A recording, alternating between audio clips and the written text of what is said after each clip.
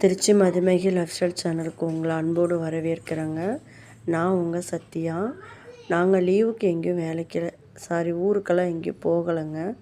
வீட்டு வேலை தான் பார்த்தோம். பொங்கல் வேலையை முடிச்சிட்டோம். கிச்சன் க்ளீன் பண்ணுறது, பாத்திரத்தெல்லாம் கழுவுறது எல்லாமே ஒரு ஆள் வச்சு நாங்கள் 3 பேர் சேர்ந்து முடிச்சிட்டோம். ஏன்னா மாமியார் வீட்டு பாத்திரம், என்னோடய பாத்திரம். இந்தமாரி பாத்திரம் வாங்குறதே ரொம்ப கஷ்டங்க. இதெல்லாம் 10 வருஷத்துக்கு முன்னாடி இந்த பாத்திரத்தெல்லாம் ரொம்ப கஷ்டப்பட்டு வச்சுருக்கோம். இதை எங்கேயும் வெளியில் கொடுக்கவும் முடியாது, ஒரு ஞாபகமாக தான். ஆனால் இந்த காலத்துலலாம் இந்த மாதிரி இருக்காதீங்க.